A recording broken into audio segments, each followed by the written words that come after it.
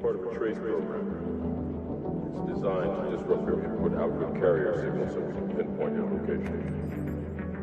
What does that mean?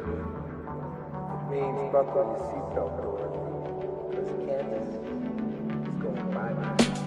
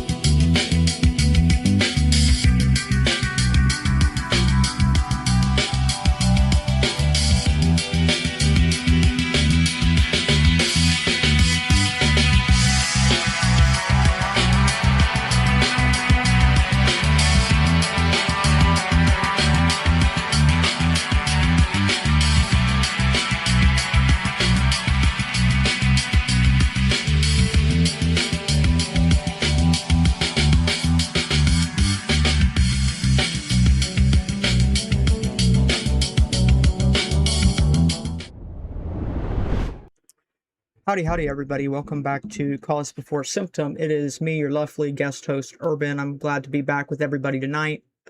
It is the 14th of June here on the East Coast, James should be back probably Monday or Tuesday. He's out of town on a personal trip. He had something he had to take care of. He said he'd be out of town. I told him I would do some movie nights and cover and do a few shows.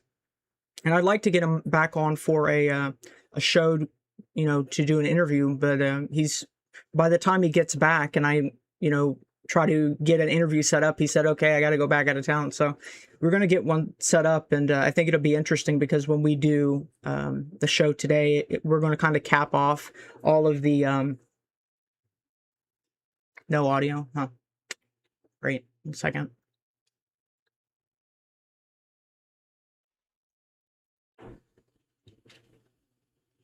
Is that better? Can you hear me? Hopefully everybody can hear me. Let me make sure that everything's up and running. It could be me, but I'm not sure.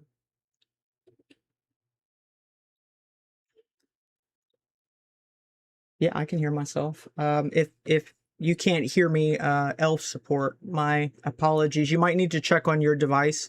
I'm pretty sure I just opened the stream on my side and I can hear myself. So if you're not having audio, this might be a glitch with the Rumble player. Just close down Rumble and come back, and it probably will be fixed because I think other people have had this problem.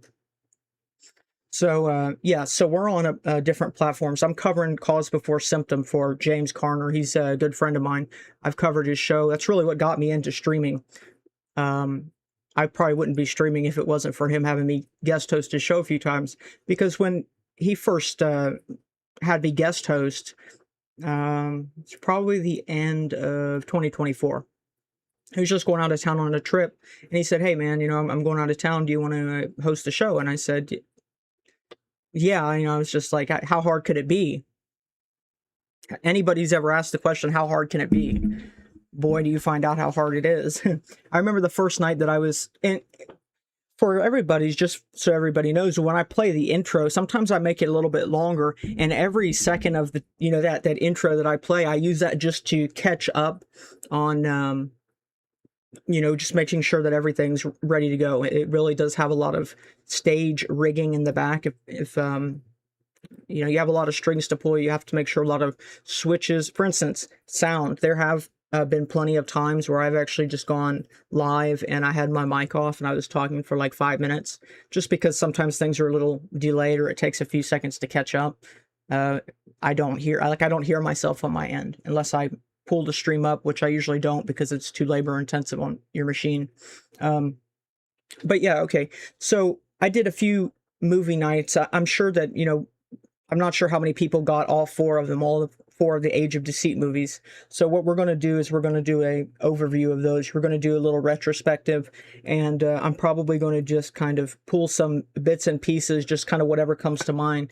And then today, actually this evening, I discovered an interview or a video on YouTube, and I'm going to play a little portion of that. I think I'm actually going to start with that. It's like 30 some minutes long. I'm not going to play the whole thing because I don't intend to watch the whole thing, but it really puts a nice capstone, pun intended, a nice capstone on the whole subject of cybernetics that we've covered. It's kind of eerie just how perfect this video encapsulates everything we're talking about. So let me go ahead and bring that up and show you who we're watching, give them a shout out. Let me go ahead and see. Right now I've got to flip all these different switches. I got a switch that will make me smaller like that and bring that up. So it really is a lot of rigging, and but I've appreciated it. It's been really fun to do. I think that it's in rhetoric. If you go back to the videos I did on the trivium process, trivium was 3 subjects that were taught in classical antiquity, grammar, logic, and rhetoric. But when you apply those to truth, Mark Passio, I'm not sure how many people know who Mark Passio is, but he was the one who gave me the idea of the trivium as a way to pursue truth. You take in words and information from eclectic sources, because if you're going to you're building a data set, you need to have a wide variety of information. And that's even to say that even if the information is not entirely relevant, that actually probably is good to have, because that will tell you and teach you and act as a weight for what you don't want. And so you build a data set, you process it, you try to learn from it, you know, there are many different ways to do that, but then you teach it to other people. So you're compressing the information down. But that is actually just as much for my education as it is the audience. You know, by all means, the audience, hopefully they, you know, the more people who view the video will gain something different from it. But in the process, you know, for instance, I didn't know what artificial liquid intelligence was or INFTs until very recently. It was always out there. It just kind of eluded me. And so I tried to find just publicly available sources on it, put together some notes with Notebook LM, which you can just pull in whatever sources you want, PDFs, you can pull in web pages, you can pull in documents. Everything that's publicly available is, you know, journal entries, easy to find. And then what I do is I synthesize it into grammar, vocabulary, words, the little flashcards, and also teaching it in. Usually I try not to just do one small little subject, because I like to chain everything together. Everything is going to build a foundation, and we're going to build on top of it. And that's the best way to learn anything. Truth, you have to have a solid truth, and that's a solid foundation for everything. So we're going to probably watch a few minutes, probably 10, 15 minutes of this. The channel on YouTube, and I should preface, YouTube didn't get the Age of Deceit documentaries because I tried to upload some shorts and YouTube didn't want the shorts. So unfortunately, that's why I really encourage people to follow me on Rumble, X. You can follow me on Substack for free. You don't have to subscribe or pay or anything like that. But Substack is where I can put all the information together into like a post body. So if you haven't followed me on any of those other platforms, you probably don't know what I mean, but we've played 4 documentaries the last 4 nights, the Age of Deceit series. And tonight we're going to sum that up for that purpose, and also because it pertains to James Carner's books, the Breath Wars books. So the channel is Things Visible and Invisible. So give them a shout out. I just seen this video, but I'm really impressed with what I've seen so far. The internet was never just technology. As I was doing my research was a book called Haunted Media, which is by a scholar named Jeffrey Scotts, and he wrote it. I think it came out in '99 or 2000, something like that.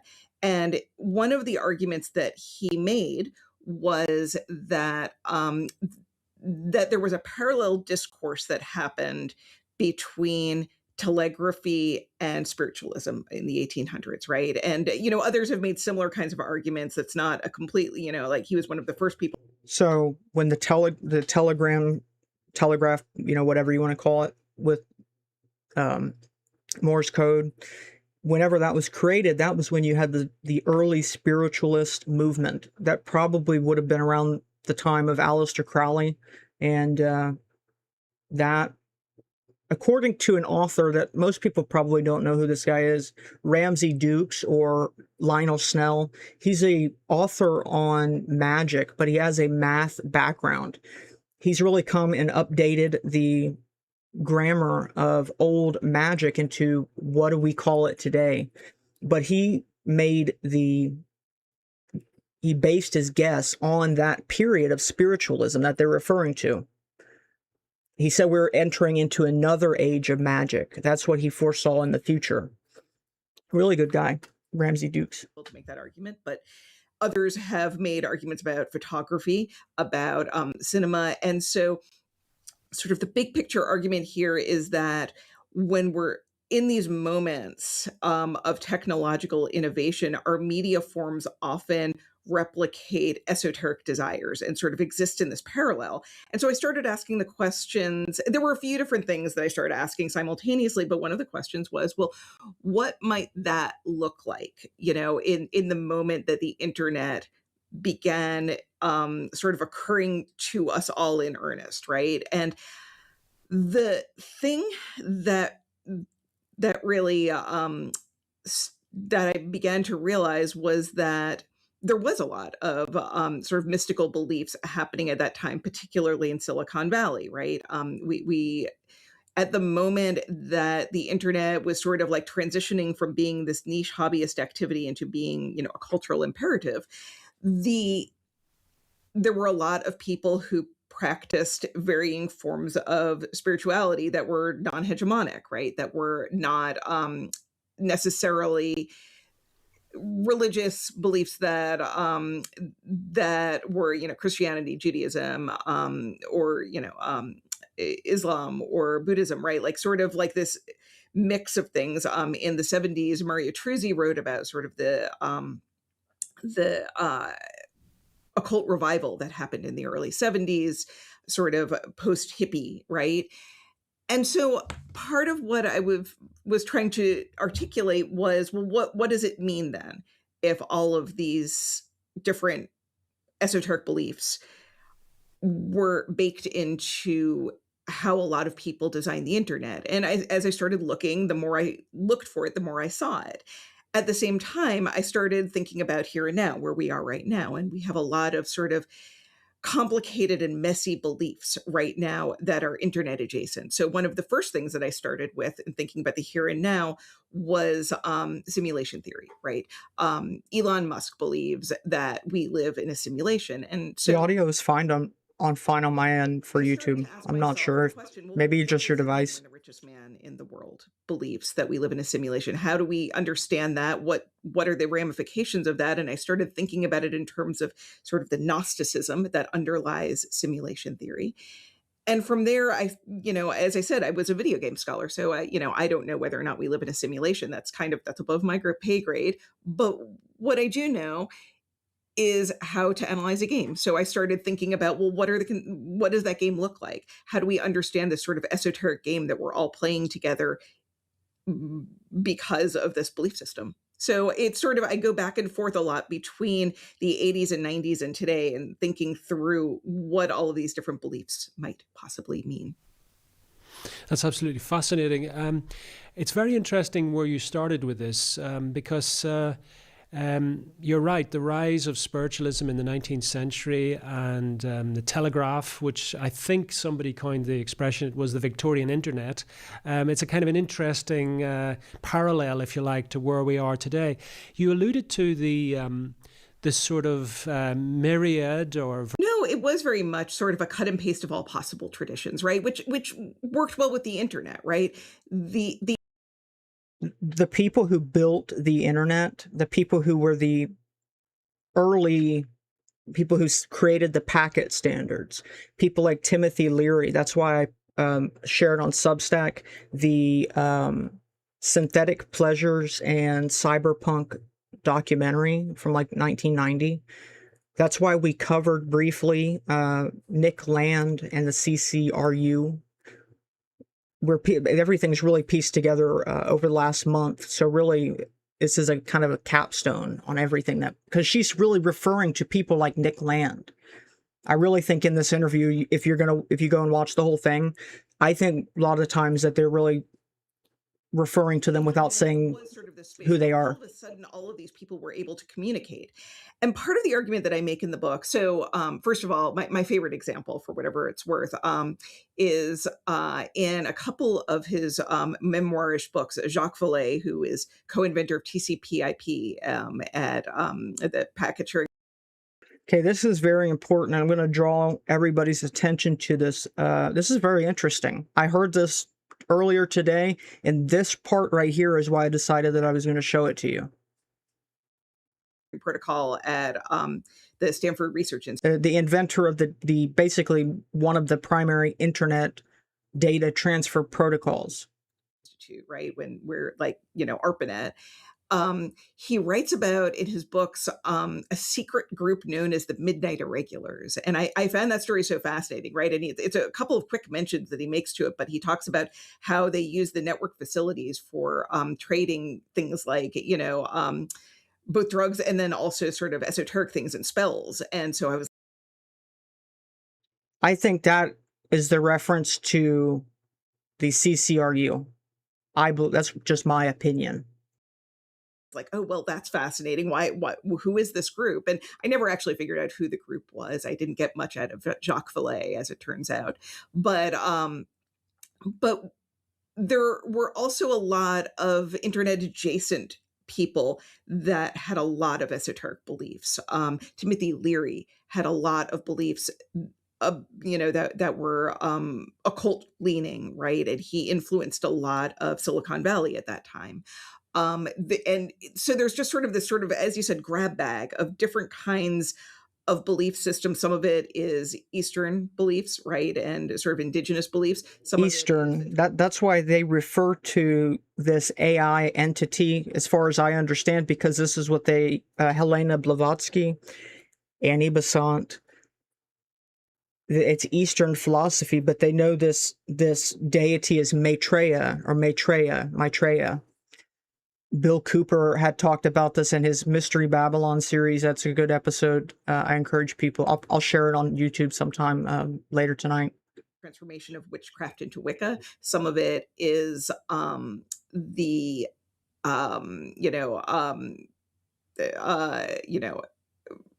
just various others. So chaos magic became a thing around that time period in the 70s and into the 80s. Discordianism kind of had its peak, and Discordianism is sometimes a joke, sometimes not a joke. It depends on who you're asking, right? Okay, so that's what I wanted to show. I really think you guys should go and see this whole interview. I'm going to link it whenever I post tonight's stream and stuff. Things visible and invisible. The internet was never just technology. So over the last month, I think we've made a very good case that if you or I don't even, let's just say we don't think any of this has anything based in reality, it's all just stories, whatever. The people who invented it believed in it. That's why they named daemons and Maxwell's demon. That's why they did that. They believe it. And then Sam Altman came out and said it, but I think this is actually the goal of not just his company, not just OpenAI, but I think that this is actually the dominating ideology in Silicon Valley is we're just going to blow the bubble. We're just going to keep pumping. We're just going to pump air and hope that this thing comes.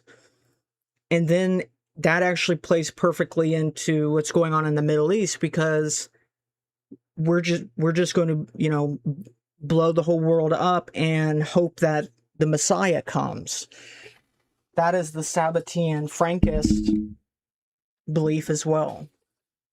So I think it's very interesting, but we're going to now get into these slides.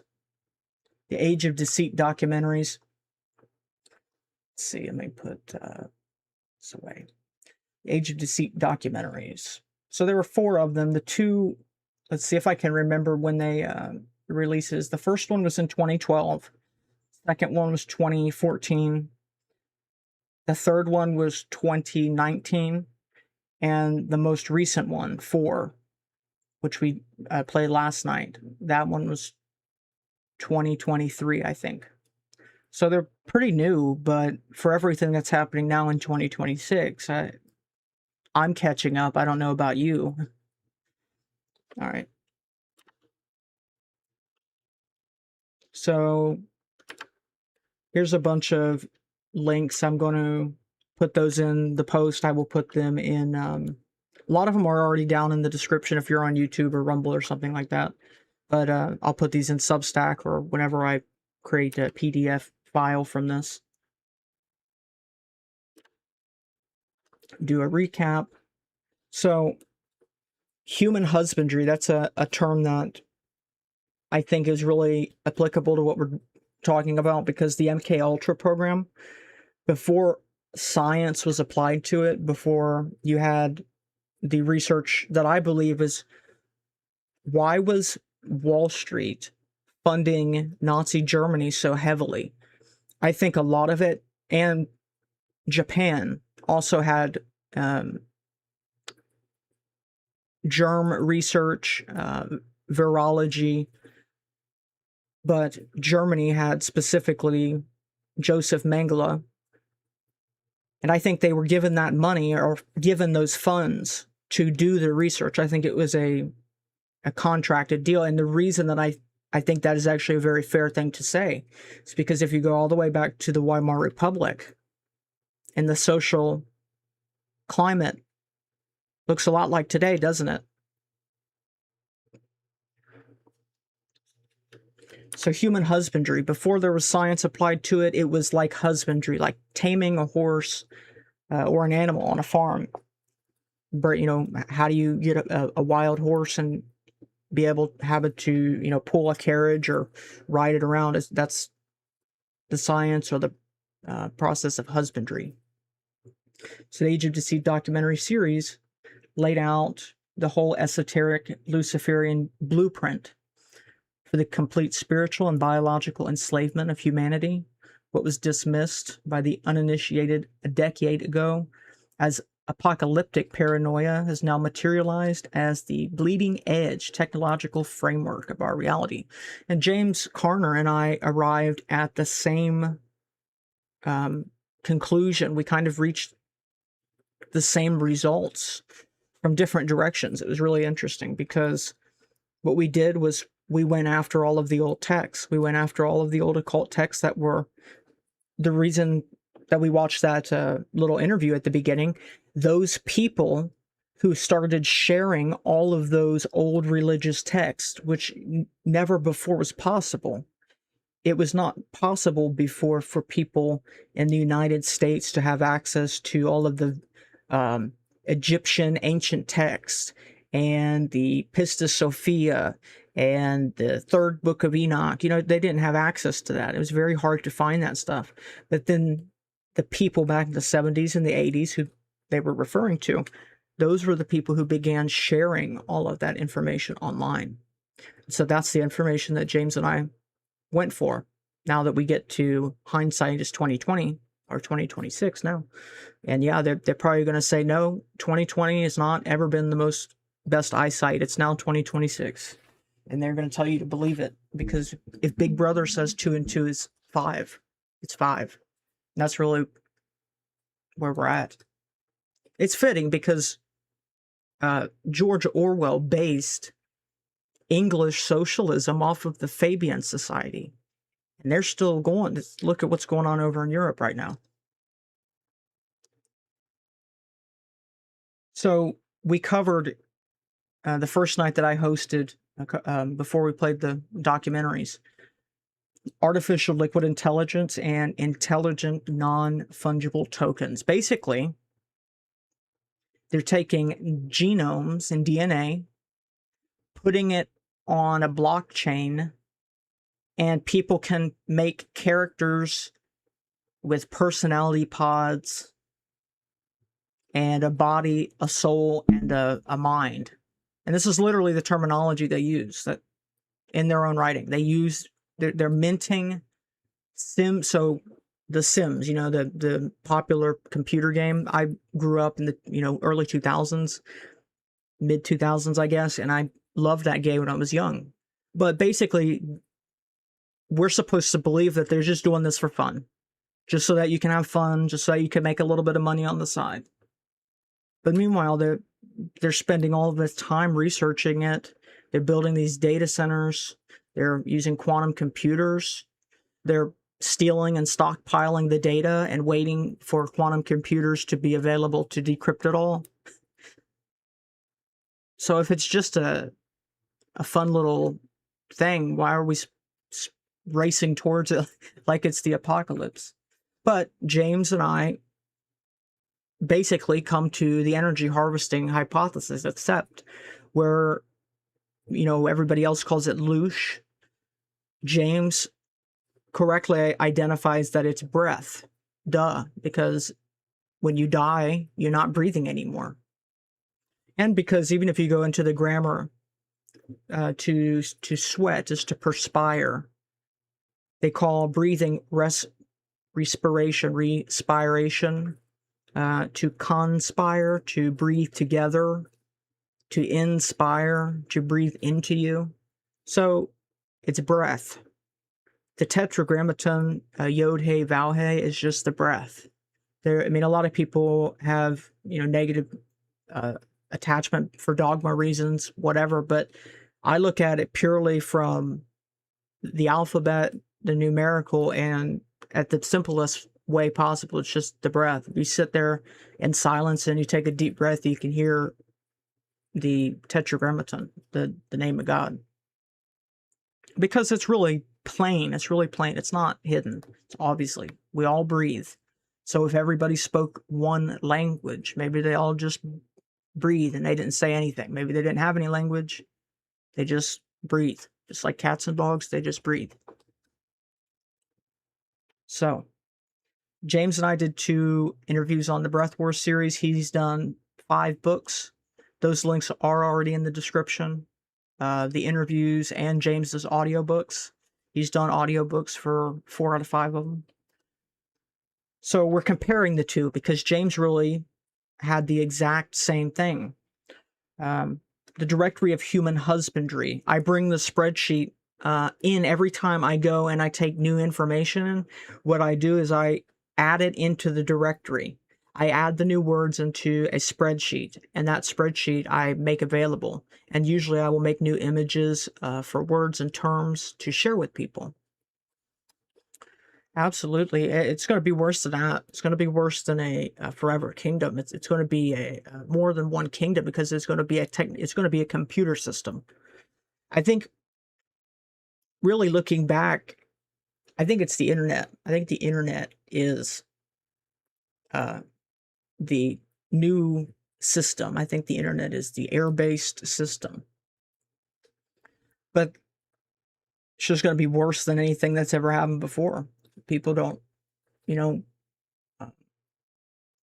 make a decision soon which side that is going to be the line in the sand is what I'm trying to say.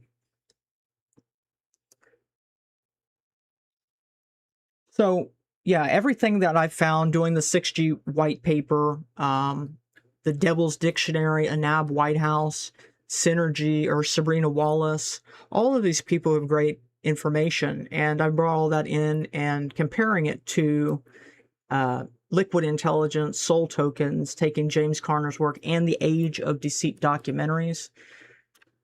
I think that is where we're going. I think that is forward. And I think the alien deception is to get you to look up into the sky, pay no attention to the semiconductors. Don't worry about the semiconductors. I think I've got this here. Yep. The semiconductor manufacturing process, we covered that as well. That was mind-blowing. The process to manufacture semiconductors, you're going to need a particle collider. So if you don't have that, you're not making semiconductors. Perfect match for the alchemical great work.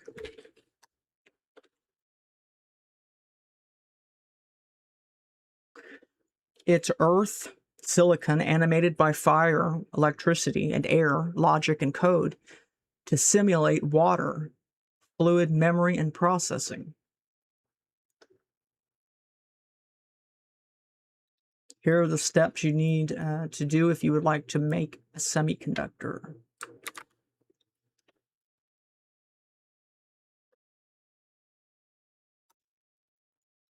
So I think anybody who's worried about the aliens is not worried about human husbandry. Let's be real.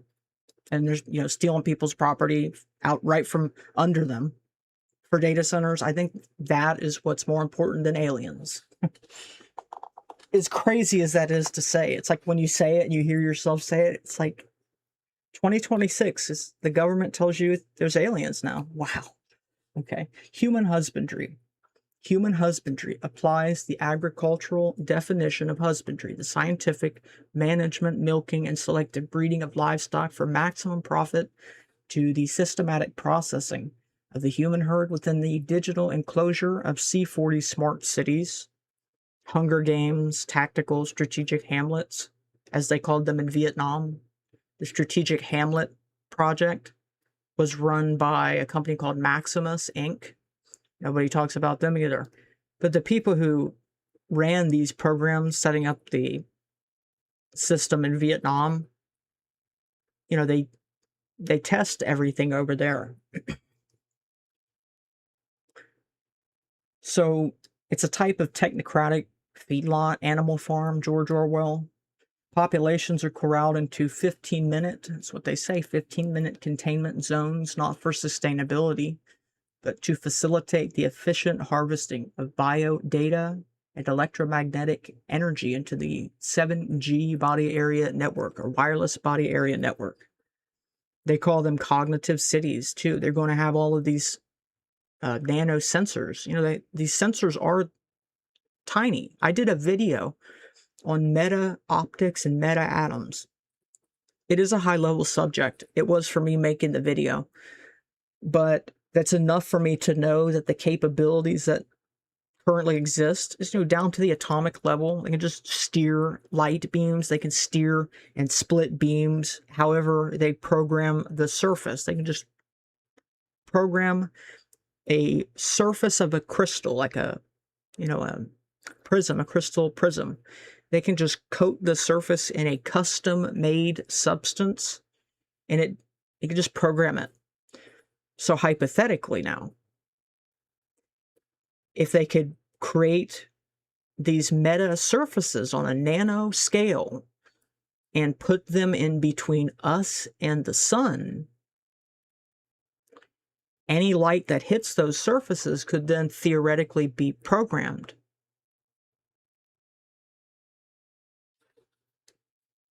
The system reduces the sovereign human citizen to a biological asset on an artificial intelligent token, maybe. Kept alive only as long as their economic yield exceeds their upkeep, after which they are discarded like spent dairy cattle.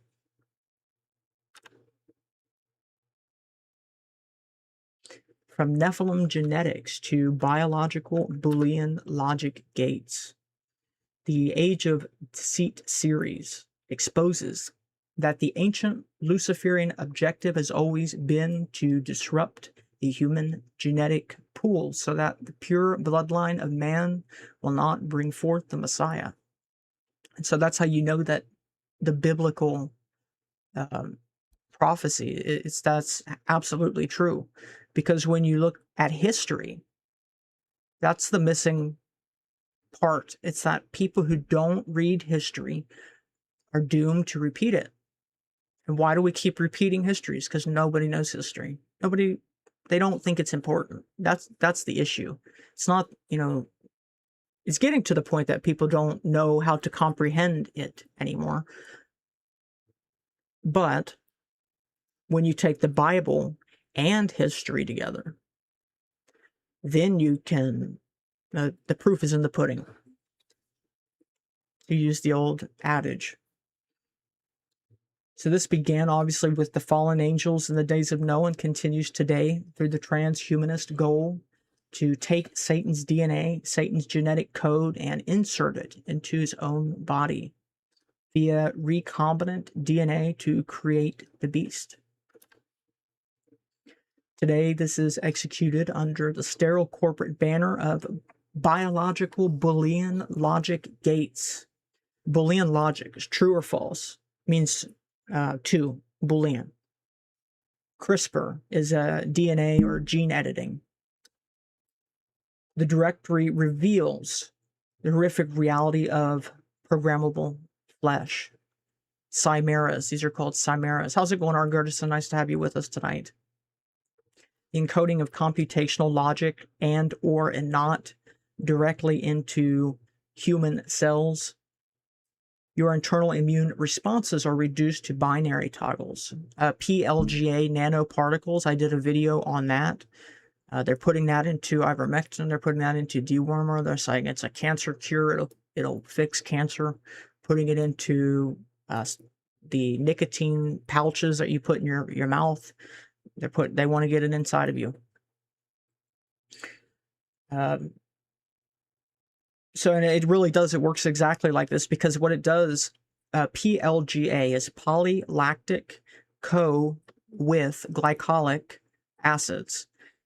It reduces down into glycolic acid and lactic acid, and they manipulate the ratio of those two, and it allows them to create whatever reaction they want. It's very interesting, but it's really scary, because the one caveat to that is that you can't get it outside of you. No consent. Your internal immune responses are reduced to binary toggles controlled by decentralized cryptographic smart contracts. We're going to talk about that. To survive or heal, the biological machinery of the human host must receive algorithmic permission from the grid. This is the literal erasure of divine sovereignty, stripping the human genome of its original authorship to create a programmable hollow host immune to conscience and fit for the fallen. Probably when you called it crazy 3 years ago at this point. It's getting down to the point where even 3 years feels like eternity. Biological Boolean Logic Gates. The encoding of computational logic and not directly into human cells and tissues, allowing them to be triggered or suppressed by external smart contracts. Smart contract is a computational contract. You don't need a middleman. It'll kind of handle that on its own. So it really is programmable flesh. Your internal immune responses and cellular replication are reduced to binary toggles. To survive or heal, your biological machinery must receive permission from a decentralized cryptographic smart contract. Image of the beast and tokenized consciousness, INFTs. The Age of Deceit documentaries warns of the creation of the image of the beast, an artificial soulless golem or golem. I got the image ready to go. Here we go. A golem. Why is it a golem? Okay, well, the legend of a golem is that you write Aleph, Mem, and Tav, which means MF, truth. But then to disable it, you erase the Aleph and it becomes Met, which is dead in the masculine. But if you say meta, it means female, dead, feminine. So that's an interesting little connection. A golem or avatar into which the false prophet breathes life. Satan's counterfeit creation seeks to extract the worship of humanity into a highly technical sentient machine. Because then, as they see it, they can't fix this ship. The ship is sinking and nobody can fix it. So the only hope is for whatever they're hoping is going to show up. In my video, we prove that the exact framework has been commercialized as artificial liquid intelligence, ALI, and intelligent non-fungible tokens. The creators of this technology explicitly and blasphemously divide their INFTs into their terminology: a body, a soul, and a mind. Your cognitive footprint, emotional responses, and conversational labor are extracted to animate these digital homuncult. I've never heard that word before. The system operates as a tokenized consciousness, actively testing the legal and digital framework for commodifying the human spirit and reducing identity to a tradable, algorithmically chained asset. It is the absolute financialization, tokenization of the soul.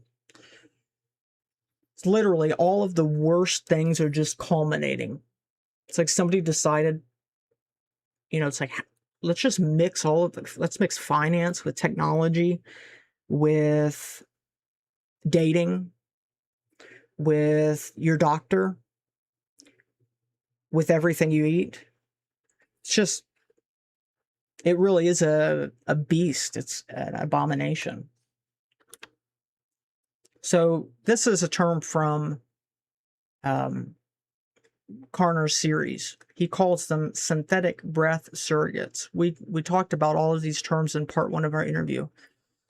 AI counselors is how James portrayed them.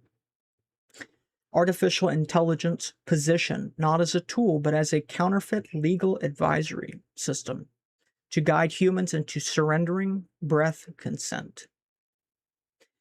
Algorithmic soul capture submits continuous microfilings called telemetry of legal consent on behalf of the user, trapping their breath identity in the synthetic registry before they even realize jurisdiction is shifted.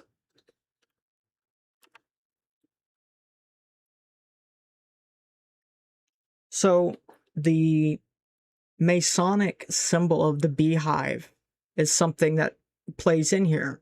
This is an ancient concept.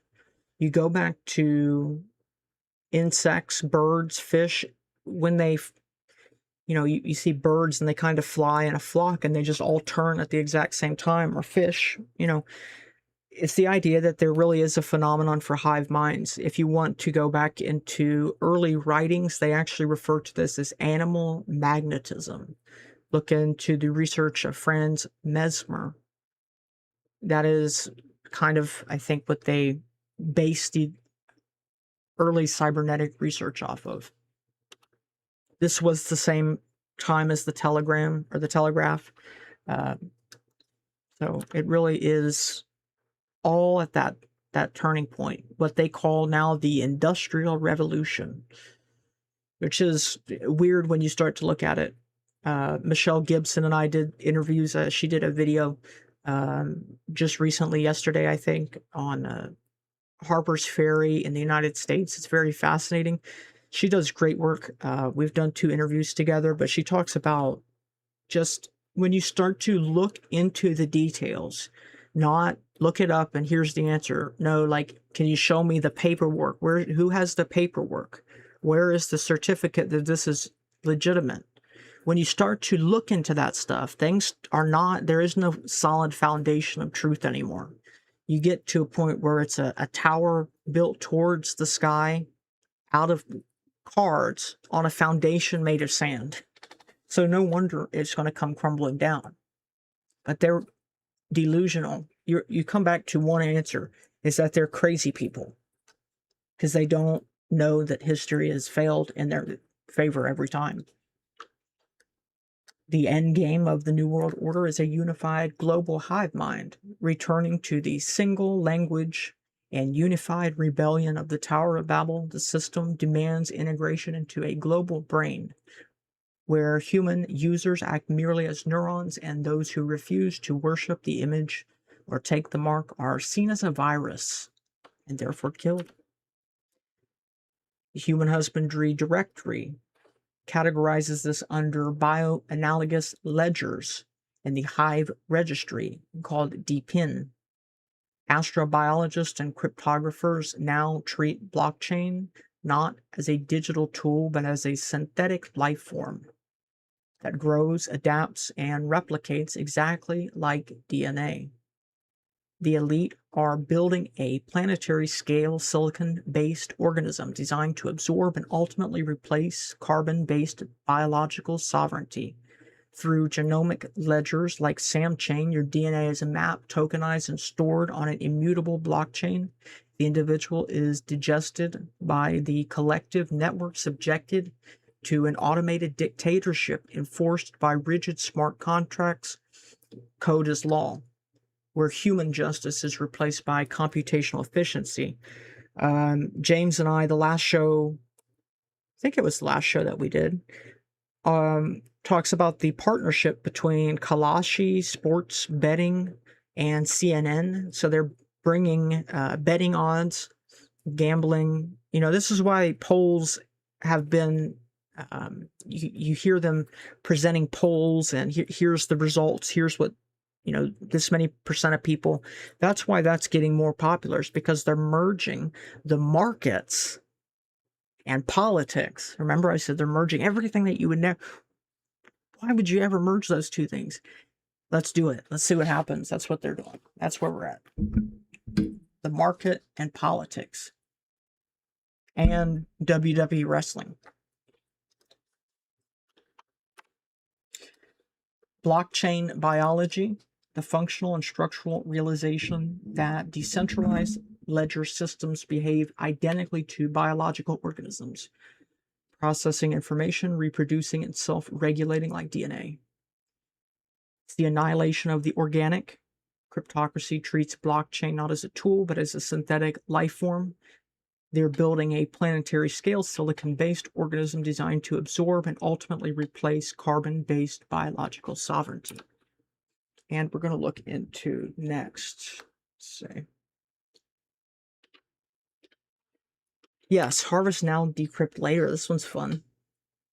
This one's really fun. Age of Deceit points out the eschatological territory. That means this study of the end times, or, end times prophecy. That's what eschatology is. Combining quantum computing, artificial intelligence, and blockchain to manage the human herd. The documents reveal that this combination is currently weaponized through a protocol called Harvest Now, Decrypt Later, HNDL. Adversaries are actively stockpiling your encrypted genomic and biological data today, waiting for the inevitable Q day, the moment quantum computers break classical encryption. Because your DNA cannot be changed, this creates a temporal time bomb, ensuring the permanent compromise of your psychological and genetic vulnerabilities. Furthermore, quantum pangenomics is being used to map the genetic weakness of the entire populations in seconds, giving the God eye, the all-seeing eye of genetics to the architects of the grid to establish hyper-targeted bioweapons. And the real truth, guys, is I think that there's a good chance that this has happened to some extent. Not saying that this is widespread, but it's like we're kind of at the point now where people have to make a safe word with their family. So like if somebody calls and says, hey, I've been kidnapped, I need money, where are they getting the information to put a scam like that together? You need a lot of information on your mark to do something like that. I think they might have gotten it from something like this. Harvest now, decrypt later, a strategic cybersecurity threat where encrypted, highly sensitive biological communication data is scraped today and stockpiled until quantum computers can crack the encryption. Q day. Q is 17. That's a Masonic number. Temporal time bomb. The permanent compromise of your genetic and psychological vulnerabilities because human DNA does not change. Your encrypted biological data stored on ledgers today guarantees the exposure and weaponization of your identity within a decade. So now, where does it lead to? Fungi, mycelium networks, and biological computing analogies. The integration of artificial intelligence and blockchain technology is not a mere financial or computational upgrade. It is the cultivation of a planetary scale synthetic biological organism. They call it Matria. The cryptocracy is modeling the architecture of their decentralized control grid directly on the primal parasitic structures of nature. Then this dark paradigm of biological computing. But there's actually something worse than that. It's called synthetic biological computing. Remember George Orwell, 1984, synthetic biology. They outdid double thinking and thought crime. We have synthetic biology. Fungi, slime, molds, and mycelial networks are the literal blueprints for the inescapable, self-sustaining financial and surveillance matrix that is actively digesting human sovereignty. It's a mesh. So actually, if you see these little graphics up in the corner of the slide, that's mesh. It's like a net, but it's a net that can, I don't know, maybe it's the closest thing that there's ever been to a 4D. Put it that way. When you get into mesh networking, the network can, reshape itself at will.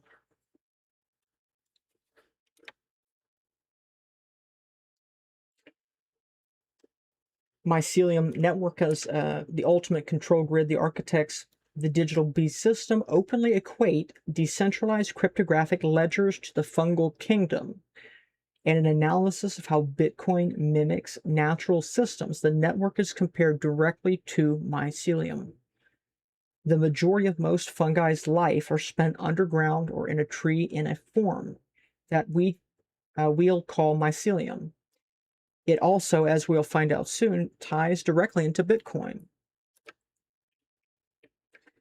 This is not a metaphor, it is the exact structural reality of the emerging digital economy. The mycelium operates as an underground network of tubes that branch and fragment and connect trees together. Scientists have discovered that these fungal networks send information bidirectionally and trade resources, operating as an organic infrastructure where multiple entities are working together and trading. And it actually resembles an underground economy, affectionately called the Wood Wide Web. Interestingly enough, www in Hebrew, vav vav vav 666.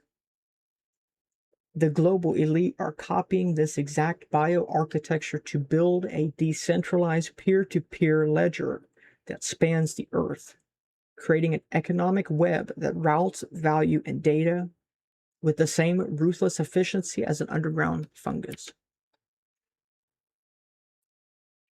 So I'll play I think I've got, yeah, a clip to play here from the documentaries.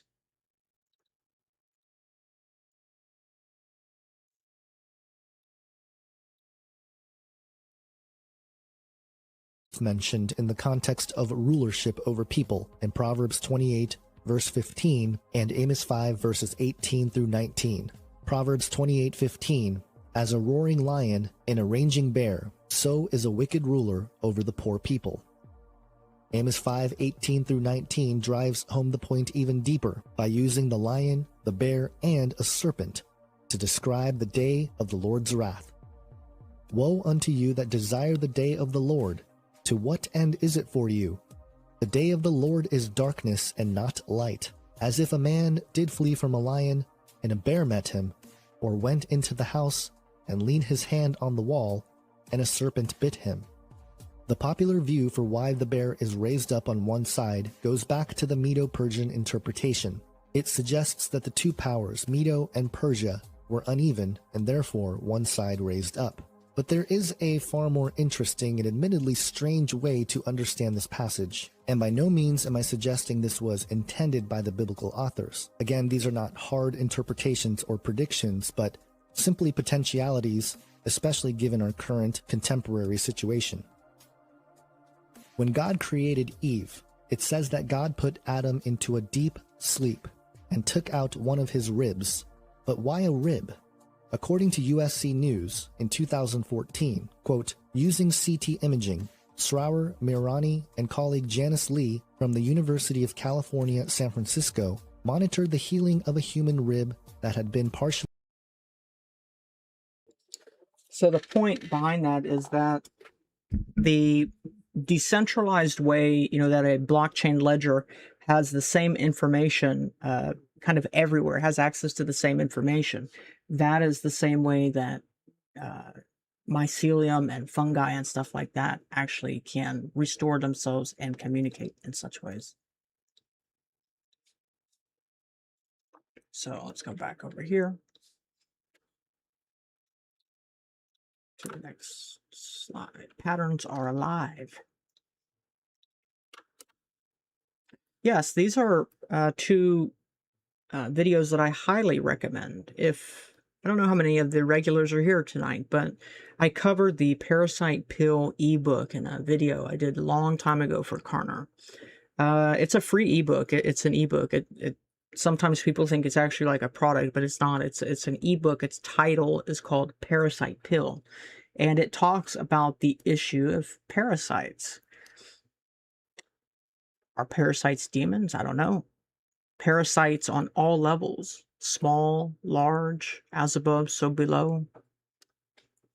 And I saw this just yesterday, randomly, talking about patterns are alive. We're living patterns. So I'll link all this stuff when I put the video up. Parasite Pill ebook, yeah. I will put a link to the video that I did for Cause Before Symptom, December 31st, 2024. That's another interesting subject. The cosmic death fungus, Donald Marshall, celebrity black eyes, and DeVril parasites. The Prisoners of Dulce Base by Sherry Schreiner. All very interesting rabbit holes. Cellular intelligence and the slime mold algorithm.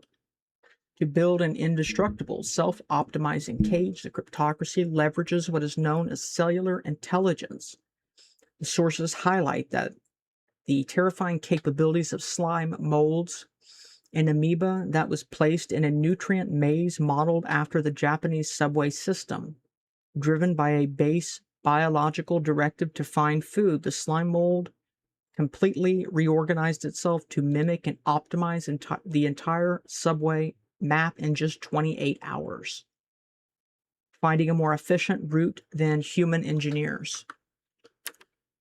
This proves that biology has these sort of base operating parameters that search functions, these optimization functions inherent somewhere deep down in the algorithm that produces evolution. The global decentralized networks operate on this exact emergent intelligence because millions of humans and machine nodes are making hyper-local selfish decisions. At the edge of the network, they act collectively like the slime mold. The aggregate result is a decentralized financial and surveillance organism that is very resilient as a life form, which fungi are extremely resilient. Bioanalogous ledgers, the eradication of carbon-based sovereignty. Directory of Human Husbandry Technology defines this phenomenon under the terrifying classification of bioanalogous ledgers, confirms that decentralized systems behave identically to biological organisms, processing information, reproducing, and self-regulating like DNA. The masters of the system note that a blockchain responds to its computational environment. It grows, adapts, self-regulates, and replicates in an operationally closed system as much as DNA does. The application of mycelium and fungal network logic to global computing is the death knell for human independence. The cryptocracy treats blockchain not as a tool but as a synthetic life form. They're building a planetary-scale silicon-based organism designed to absorb and ultimately replace carbon-based biological sovereignty. Pretty much everything. They want to tokenize the water and the air, too. The living organism of the eschaton. By fusing biological network behavior with cryptographic code, the elite have brought the beast, a revelation, out of the realm of mythology and into physical computational reality. Elon Musk said this. He said, we're summoning a demon. They believe it. I don't care if anybody else believes it. They believe it. That's what they're basing their decisions off of. This synthesis creates a living organism that is a technological network layer that is also a money or social contract and a medium of exchange, closes the gap between literal and metaphorical interpretations of the beast in terms of the eschatological passages in the Bible. How's it going, Nicholas? Glad to have you with us tonight, buddy.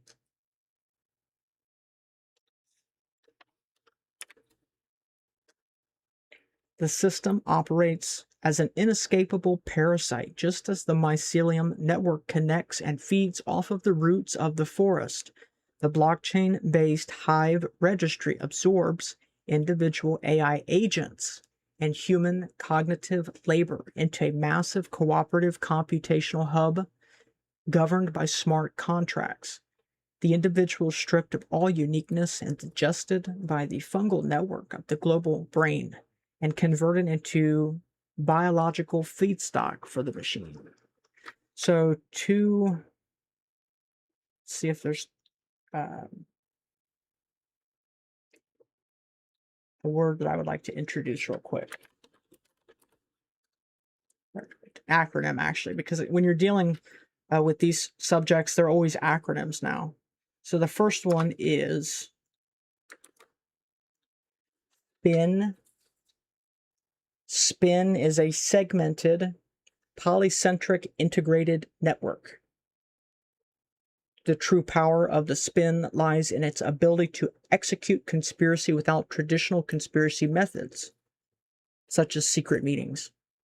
The mechanism of control is shared assumptions.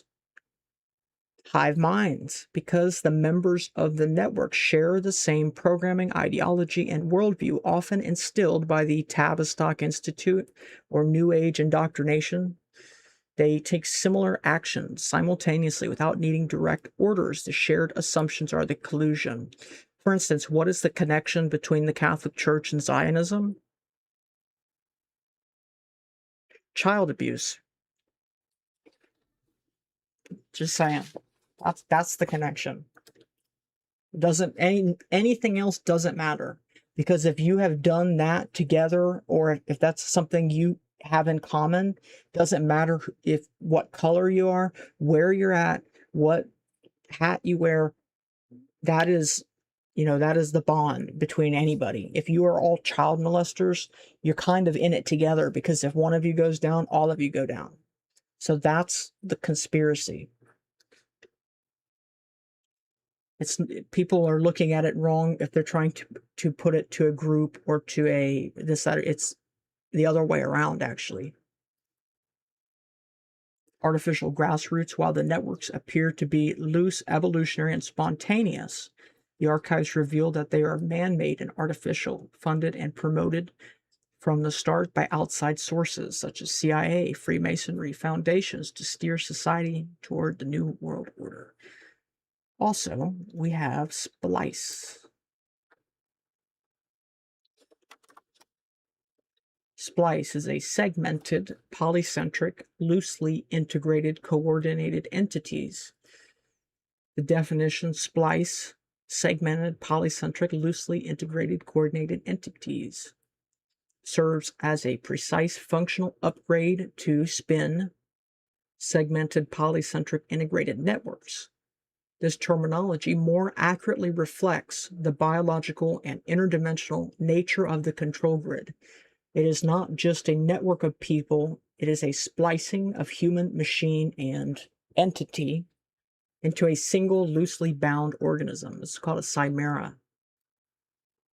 SPLICE is the operating mode of the omega phase. It describes a reality where the boundary between the individual and the state, the biological and the digital, the human and the demonic, has been dissolved.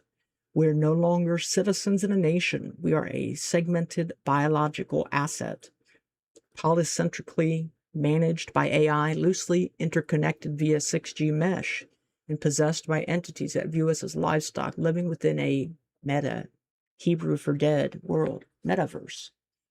So the metaverse didn't fail. We're just living in it now.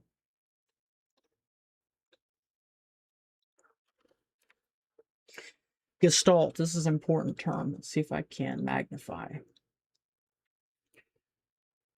In the occult architecture of the matrix, a gestalt, it comes from Gestalt psychology, which has other things that it means, but in this case, it is the whole making principle, where a structure or system becomes greater than the sum of its individual parts. Rather than a mere psychological concept of perception, it is the primary necromantic mechanism used to forge an egregore, a collective group mind or autonomous psychic entity generated by the synchronized thoughts of a population. This esoteric concept of Gestalt serves as the exact spiritual foundation for the body corporate. Because, human resources department, that it's like an organ. It's the organ of a corporation. It does something, has a specific task. by legally, socially, and spiritually binding human beings into a corporate fiction or globalist collective, the cryptocracy absorbs individual divine sparks into a massive artificial group soul, which New Age architects blasphemously define as the Gestalt quality of the whole of being. Once a human collective is successfully fused into a Gestalt, the resulting synergistic energy produces the zeitgeist, a spirit of the times that mimics the unified power of a rampaging crowd. Within the esoteric hierarchy, these massive collective energy fields are actively manipulated by and classified as principalities and powers. The basis for that is that if you have a line of kings or queens, their royal house is a principality because, you know, one of them is nothing. It's that their name has held that for so long. The family is the entity. And I think that's, along with the body corporate, is what a principality is. Literally, it's bigger than any one person. Principalities are ruling spiritual entities that govern specific geographical, political, or social domains, feeding directly off of a school spirit, peer pressure, and collective emotion. School spirit, it's like, it might be an American term, but it's the energy or the way that people are at a specific, you know, a mascot, or this is the team's persona. That is the way that a spirit is the way that I view it, because it's an animating force. It's what motivates you to action. So it's what we might even call it a vibe today. I know people probably have weird feeling about that word, but I don't necessarily mean it's the same thing. I mean that the way people use it in language is similar, because evil is fundamentally defined by what it lacks. It's trying to steal what it doesn't have, breath. And so it can only do that by convincing you or influencing you through a group to give it up. So it's an influence dynamic. Somebody might use, like they say they have a Halloween spirit, or in the Halloween spirit. Same use. Just, it's a mood, it's an energy, but it's not just you. Other people are participating with you. Therefore, to form a Gestalt or a body corporate is to perform a macro level ritual that summons a principality to possess, manipulate, and definitively govern a unified human hive. Oop. Lost my spot. There we go.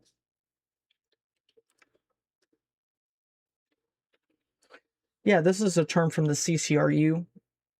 Nick Land's group, the CCRU, the Architectonic Order of the Eschaton. It's an ultra-hermetic, meta-Masonic white brotherhood at war with Lemurian influences. The AOE progresses by way of chronic internal schism, each resulting in an ever more interiorized inner society. Its traditions are therefore refracted through various apparently conflicting front organizations, which include the Heliopolitan Hierophancy, the Roman Catholic Church, the Knights Templar, the Illuminati, Trilateral Commission, and Axis Program. The militarization of cyberspace and the counterfeit ledger. Concept of cyberspace as a benign digital commons is a fabricated hallucination. What the uninitiated view as the internet is actually a live planetary scale kill box.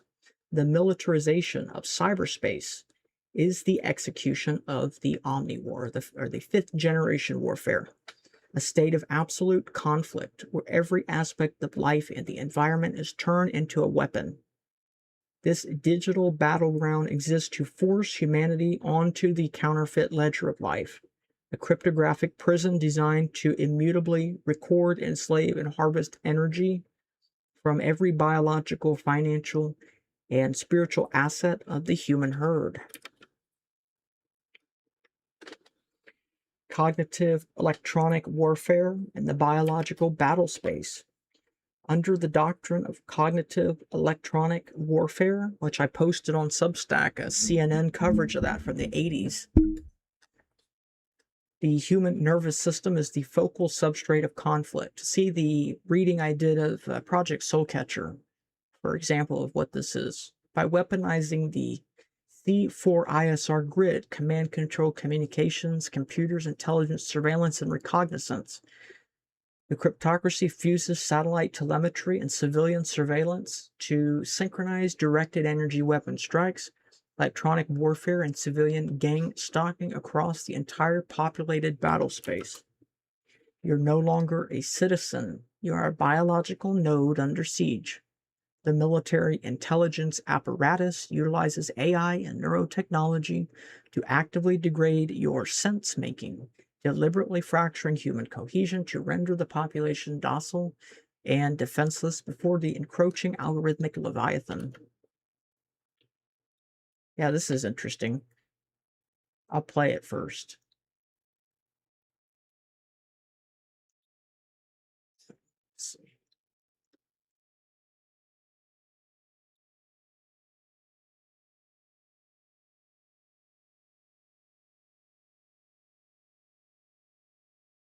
A minute now. Okay. Yeah.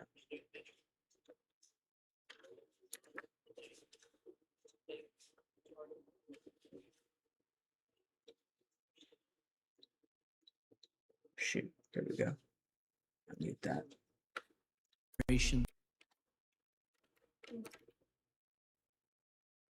There's no entry or exit wound. How they're designed is to make the target feel like they're crazy, like they're imagining things, especially on the low duration, the low intensity, long duration hits. Having seen that person commit the crime, even though that person's utterly innocent, that it becomes a planted memory. And so there's some really interesting research that we can plant false memories in the brain. And in a different context, one of the emerging areas that's really interesting in law neuroscience is pain detection. And once we understand the circuitries that cause pain, I guess the question is, could we then instill pain and use that in many coercive measures in the legal system as well? So. Wow, that's amazing. Did you want to add anything, Brian? Like, so when a rally happens, that's sometimes the bureau behind it? Sometimes. Nothing like putting out a big social media thing to like really get people mad. Post fake news. Sometimes it's not fake. It's embellished a little bit. Who would be like a big influencer that you're after? You're like a, I don't know, like I don't even know these names, like a Fox News person or like a Tucker Carlson. Like, oh, I'm sure he's right. You always want the biggest and loudest. Like that, what was his name? The one that said Sandy Hook didn't happen. It was like, Alex Jones. Yeah, so we were after him. You are? Are you still after him? Why? Because he's broke. He got found guilty and had to pay like $100 million. So why were you after him? We're not anymore. Just to get the money from him? Yeah. Was that court case used? Was that CIA? It was. That was an agency thing? Well, actually, it was a defamation case. So it was civil and government. But we were looking at all of his followers, commenting, following like, who defamated this, right? So even though it's technically not our, well, not the agency, definitely, but the bureau, for instance, yeah, it's not our purview. It's a civil matter. But since they got all this access to his stuff, and it's there.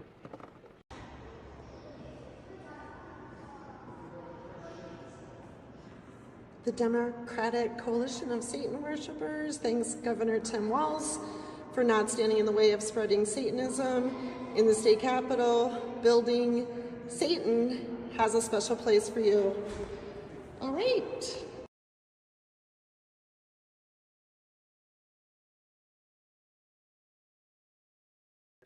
Yeah, so they literally could just go into Congress and they just say that these weapons are doing the same thing as demons.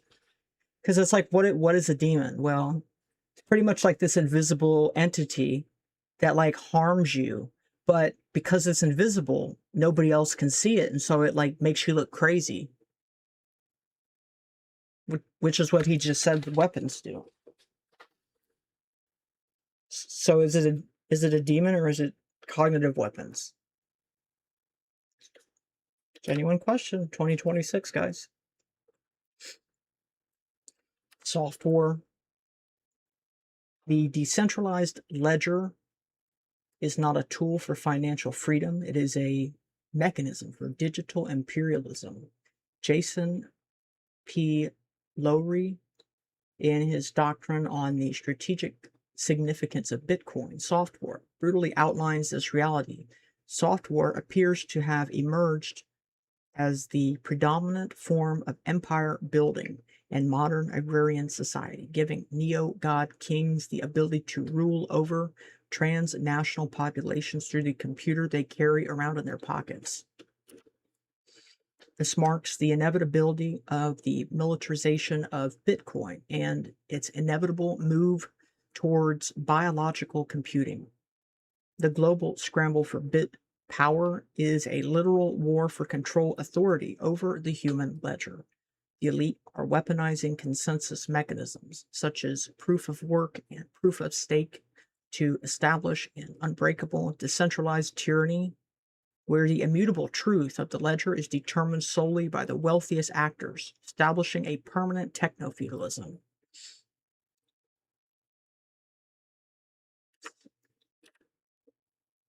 Organization or decentralized control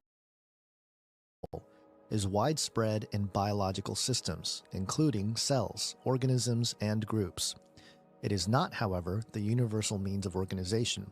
I argue that a biological system will be self-organized when it possesses a large number of subunits, and these subunits either lack the communicational abilities or the computational abilities, or both, that are needed to implement centralized control. Such control requires a well-informed and highly intelligent supervisor. I stress that the subunits in a self-organized system do not necessarily have low cognitive abilities. A lack of pre-adaptations for evolving a system-wide communication network can prevent the evolution of centralized control. Hence, sometimes even systems whose subunits possess high cognitive abilities will be self-organized." End quote. It's interesting that this author would reference biological methods as computational abilities, as well as suggesting intelligent supervisors needed to monitor the transactions and an evolving adaptation into a system-wide communication network that can prevent centralization, which can be applied directly to Bitcoin and the larger breakthroughs in blockchain technology. And if that weren't enough, in a theoretical paper published on the scientific journal outlet SpringerLink titled Emergent Bioanalogous Properties of Blockchain-Based Distributed Systems, argues in the abstract that blockchain-based distributed virtual machines, quote, fulfill all basic definitions and criteria for life. They state, quote, public blockchain-based. Here, I'll finish what he was going to say. The public blockchain-based DVMs provide an uncontained environment for the development of artificial general intelligence with the capacity to evolve by self-direction. I'll leave more notes, links, and stuff for other notes I've got on this in the post. So this proof of stake thing was interesting. Proof of stake, or POS, is the architectural blueprint for a digitized algorithmic plutocracy. It is a consensus mechanism where truth, validation, and network control are not derived from computational labor. Not from computational labor, but strictly dictated by capital hoarding. You're looking at the foundational code for techno-feudalism. The mechanisms of capital-driven truth. In a decentralized network, nodes must agree on the state of reality through a consensus algorithm, while older models like a proof of work required the expenditure of raw physical energy. POS shifts the paradigm to financial leverage. The mechanism is brutally simple. POS, on the other hand, selects validators based on the number of tokens they hold and are willing to stake as collateral. Your right to validate transactions, write history to the ledger, and govern the network is entirely dependent on your wealth. In this framework, when you stake a POS asset, you are directly contributing to the security of the network. In exchange, you are rewarded with the network's native token. This creates a closed-loop oligarchy. Those who have the most capital lock it up to validate the network, and in return, the protocol automatically enriches them with more tokens, cementing their control over the ledger permanently.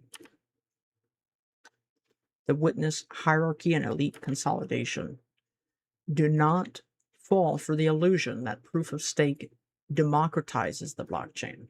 In practice, it creates a rigid, tiered caste system of validators. The implementation of POS in major networks explicitly enforces this stratification. As documented in the analysis of consensus dynamics, the POS-based Ethereum 2.0 introduces a witness hierarchy, initially invoking W is 128 validators per event block, finally ending up to 1/3 of the total body of validators for the event to become finalized. The network reality is determined by an elite witness hierarchy. If you do not possess enough collateral to enter this hierarchy, your voice does not exist on the network. The architects of these systems justify this by claiming the financial barrier makes it economically unfeasible for attackers to compromise the network. The paradigm-shattering implication they refuse to admit is that the network doesn't need to be attacked by external adversaries because it has already been legally captured from the inside by the highest bidders.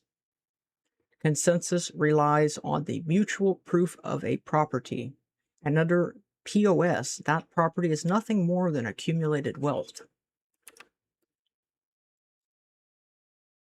So, Age of Deceit talks about the god of fortresses and the cyber UN. Perhaps something similar to this hierarchy? To guard the emerging counterfeit ledger and its quantum data centers, the global elite are constructing the esoteric god of fortresses prophesied in Daniel 11. Benjamin Netanyahu unapologetically broadcasted this agenda when he proposed establishing a kind of UN at the internet led by Israel.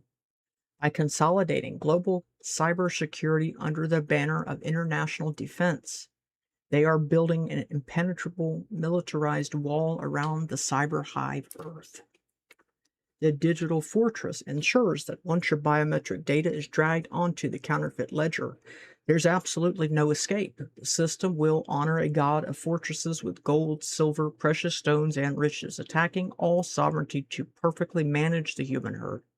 The militarization of cyberspace is nothing less than the deployment of the beast system's nervous system, designed to choke out the divine spark and replace it with a verifiable, inescapable synthetic registry of the damned. There it is. You guys remember the Pirates of the Caribbean movies? You remember Davy Jones and how they were, dead people on a ship. They were in the sea. The sea. Currency, cryptocurrency. They were in the crypt of currency. So, interesting. But that pretty much sums up this subject. I mean, I think that sums up the four movies, and it sums up the connections. And I really do hope you guys check out that interview that I showed at the beginning. I'm going to put all the links and stuff together once I probably send out the video tomorrow. But I'm curious to know what you guys think. Let's see if I can put this away and make myself a little larger. There we go. Yeah, so bring up chat. I think that this is a it's pretty mind-blowing, but I think it's so mind-blowing that we're playing catch-up. I think we're actually maybe the impression that this is to happen in the future is it's probably already happening. Is the impression I get. There's a lot of this that's probably in the process of occurring, if not now, soon to be, or in the recent past, just sometime around now, because this is, we're getting to a point where they're merging the markets, they're merging politics, they're merging everything into this blockchain ledger system. And that's what they talked about at the World Economic Forum in probably January. I think it was in January that they were at the World Economic Forum, and the number one thing they were talking about was unified ledgers. The ISO 222 standard. Let's see if I can pull that up.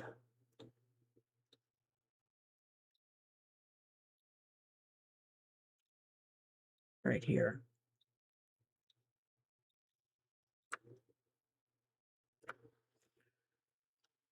So ISO 222,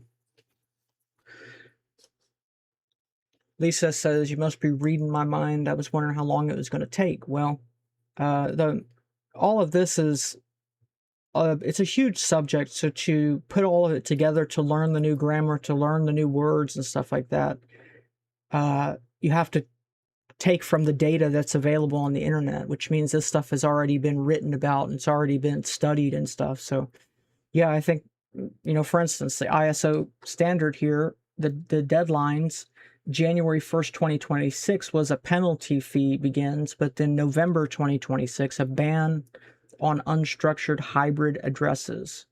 Mandatory purpose codes and LEIs allow algorithms to detect dissonance and payment flows instantly. Assets can be frozen based on pattern deviation before a crime is committed. So, yeah, they're putting the nails in the coffin now. That's the stage we're at. We're at the stage of putting the nails in the coffin. Well, I hope you guys enjoyed tonight's show. I hope you guys learned something from those documentaries, even if you didn't get to see them all. I'm not sure what we're going to do tomorrow night, so it'll be probably something random, maybe whatever information that I have that's kind of parallel to this, or just any last notes. But questions, comments, concerns, if you haven't hit the like button yet, please do. If you haven't followed the channel, please do, especially if you're on James's channel, Cause Before Symptom. Give James a follow. I really would appreciate that. And if you're on my channel, please do the same. I'd like to hear from everybody. If there's anything that you found or learned, I'd love to hear it. Please leave that below. And I will see you all again tomorrow. Have a good night, everybody.